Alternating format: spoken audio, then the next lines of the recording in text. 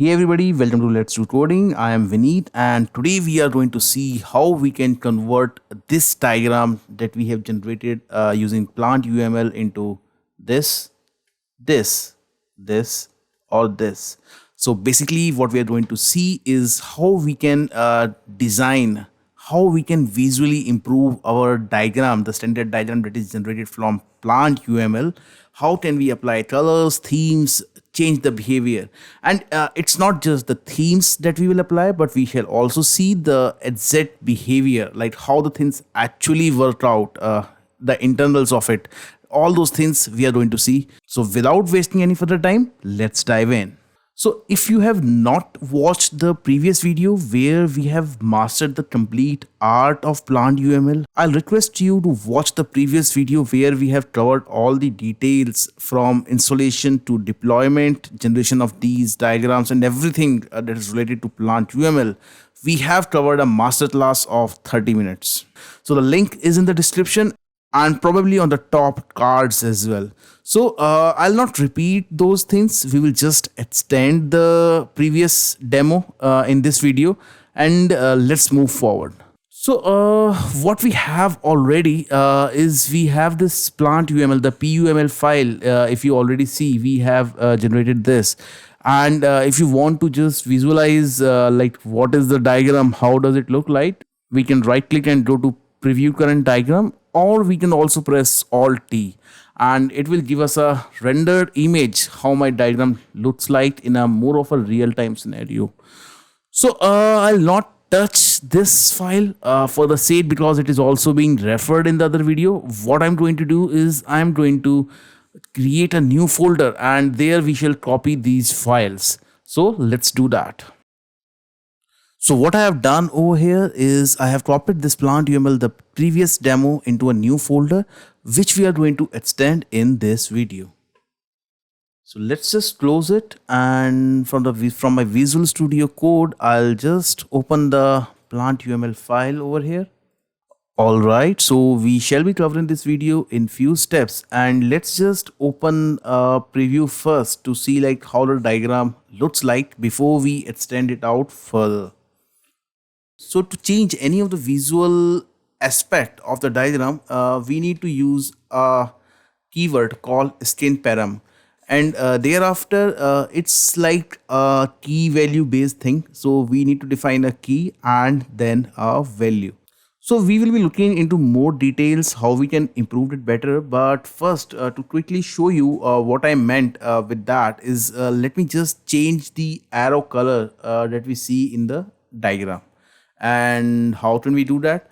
And that is pretty simple. We need to define the type, that goes something like this, and then the attribute. So this defines the property that we are modifying, and then is the value, something like this. So this will be the template that we are going to follow, and let's just quickly showcase that. Let's just quickly change the arrows for the sequence diagram. So what's the type for sequence? It would be sequence, and then what we are going to change, we are changing the arrow color. Sorry. And let's just take a value of deep sky blue, and let's wait for a few seconds. There seems to be some error. All right, so you can see the color of the arrows are changed. This looks good. Let's just add one more thing. Let's say if we want to change the border color for our arrows. So I'll just quickly do that. And so what I've done is I have changed the border color for my asters, and you can see this is changed as well. Alright, so this is one way of writing that if we want to define individual properties, but what about if we want to change multiple aspects of a particular type? For example, let's say there are a lot of properties inside a sequence type, and we want to change all of them together. So this format seems to be a bit messier, and the better way of doing that is what we can do is something like this: string param, and then we can define the type that we are changing. So I can just write in over here sequence. And if you see, this is the beauty of Visual Studio Code. It provides all these available options that we can modify over here. And to see like how to integrate the extension inside Visual Studio Code, refer to my previous video. So this is done, and then we can have a sort of a class type syntax where we can do that, and that's pretty much. And let me just comment out these and copy this inside over here. And now since we are already inside the class, we don't need the string param. I can get rid of that, and I can also get rid of the sequence inside every element. So I can just define all the properties that I need in a sort of a key value pair and along with the values, and if you see, the behavior is more or less similar. Now let's just add a few more properties to change the way the diagram looks.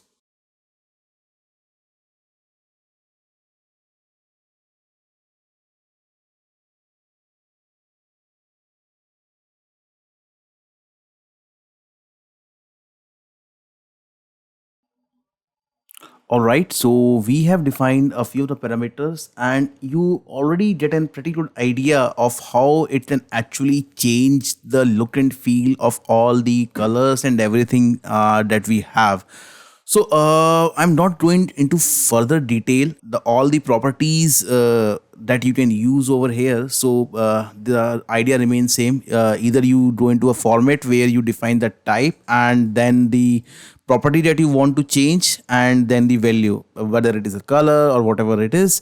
Or the other way, the better way of doing that is defining the string param and the type, what you want to use, and then having all these properties. So that way you can do together. So this is one way. A few more things that can come pretty handy in day-to-day programming. So although the colors and styling, they might not be that much practical and used in day-to-day life, but the following thing that I put over here that we will just see in a moment, they would be pretty much used in a day-to-day run. So for the first thing is the message direction or message alignment that we see over here. So all these messages that you have are by default left aligned. We can also move them to center, right, or the another way of doing that is in the direction of the arrows. And the doing that is pretty simple. We just need to define message align or message align and then the value again. So let it render and we shall see like all the messages are center aligned if you see. And likewise, if you want to do them right, you can just need to define it like this. Or if you want to let's say want them in the direction of the arrows, it's pretty simple, just define it as direction. So if you see with this change as the diagram renders, for all the arrows that are going right, the messages would be on the left side, and for all the arrows that are going towards the left, the message is on the right side. So that is pretty much useful in the day-to-day operation. And again, the available values over here are center, right, and direction. All right. So I have put a note over here what values you can use, and let's for this demo use the direction. Now another thing that is very much useful is there is a flag called monochrome, and how we invoke that is something like this, monochrome. And if we just put it to true, it will just put it to black and white. It will take a while. So yeah, now we are done. So if you see, the complete diagram is now black and white, and this can be used in some cases. I'm not sure. So far, I have not come across a case where I want to have a sort of a black and white diagram. But anyways, maybe based on certain needs, there is an option available that you can use. And the other thing is the reverse. Let's say if you want to have a very friendly, eyes friendly dark theme, you can use a reverse, and what it will do, it will just invert the colors. So this, I think, can be pretty much useful on design somewhere on web or anywhere. To me personally, it looks much better than the previous version. So anyways, I'll just tab this as well, comment it out just in case you need that. One very good feature that we can use is, we can use a sort of a handwriting mode, and what it does is basically it changes all these straight lines into a sort of a hand drawn diagram. It is very aesthetic, and for some cases that looks pretty clean, pretty pleasing. And again, how we are going to do that? Yes, the first thing for any changes related to visual aspect is a string param. Then we define the type for it is handwritten, and if we just set it to true, yes. With this one line, the complete diagram will change into a sort of a hand drawn diagram. And yes, so if you see, all these lines, they are not straight lines anymore, and it seems to be a pretty, at least to me, I think personally that looks much better, or the way, or in some sort of a informal or casual discussions, I think this seems to be much better option what I would present. So I'll just comment it out this as well, for a reference in the same document. All right, so this is all the basics. And again, one thing I missed out is the font name that you see over here. So whatever the type, again, sequence, font name, or whatever you want to use, you can just define everything using like this. And there are other options: group border color, group background color, lifeline border color is this one, the lines that you see. So they are all defined. So that way you can control all the aspects of your diagram. Let's just copy the file for the next file where we can actually see all the changes.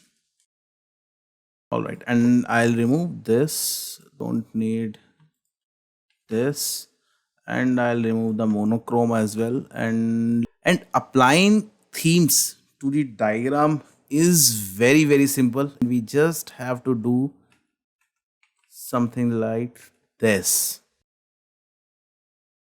So if you see over here, we have applied our theme, and except for the hard coded color that we have defined over here, all the aspects of the diagram have changed. Now you can change the theme. So there are a lot of them available. These are like one of the favorite ones, or the ones that I generally tend to use a lot. Space Lab is one, not this one, but rather Blueprint. The Blueprint is one of the skins that I generally tend to use a lot, and it seems much cleaner and much better. So that way you can just apply with one of these words. And what we are doing over here is like we are trying to use the themes that are defined within the plant UML repository. So all these themes that we see, so they are available over here. You can have a quick preview from this page. I'll put the link in the description. You can browse it out. And what it does is basically it fetches all these from this page. So what it does, if you open any of the themes, you will see how the structure looks like, and it's more or less similar. If you see skin param, all these things, all these fonts, colors, and everything is defined over there. The type used a stereotype, so all this way it works out. So that looks pretty much all of these themes look like this only. And that is why I mentioned and brief about how the things actually work under the hoods. So if you want to change any of these behavior, you can modify these themes and use that in your application. Now, what we have done in our demo is we have just used a single keyword, and what it does, it basically tries to find the theme within the plant UML repository, the default ones. But you can also have custom themes as well. All right, so this is the syntax in case if you want to have your custom themes that are hosted elsewhere and don't want to use the default ones, or let's say some customizations that you have done and you want to use that. For example, let's say if you just want to use the same one, let me just open that again. Let's say if you want to use metal, this particular theme. So let's say if we want to use this particular theme called metal, what we need to have, we first need to define the theme keyword that goes something like this. And then we need to have the name of the theme. In this case, it would be metal. So just remember, we ignore the PUML-theme prefix that has to be excluded, and whatever comes after, we use that. In this case, it would be metal. Just copy it over here. And then we need to have the from keyword from where we want to use that, and then we need to have the absolute path till the directory. So what plant UML will do, it will construct, it will use this path that we apply, then it will add the PUML theme and then the name of the file. So that way it will work out. We just use that. And now let me render the diagram and show how that works out. So if you are using the theme from internet, it will take a few more moments than it generally takes. But again, if you see over here, the theme is applied. So guys, that's pretty much for this video. It was not a very long shot that we have to follow. Pretty simple things, pretty easy concept to capture. But yeah, in a normal run of the mill, it is very much helpful, because every organization, every project needs to have some sort of a customized layout or color scheme with regard to that project. So with all these options, you can do that, you can use that and apply your own branding and publish it, use it, whatever you want to do. So I hope you liked the video. If it helped you out, just press the thumbs up button. That definitely motivates me a lot, guys. And there would be a new video coming shortly where we would be using the continuous integration for plant UML diagram, which is going to be very, very interesting. Just subscribe to our channel and hit the bell icon in case you have not already, so that you get notified whenever the new video comes up. There are a lot of new amazing things that we are trying to cover over here, a lot of base. I hope you liked the video. See you next time and have a very great day. Bye-bye.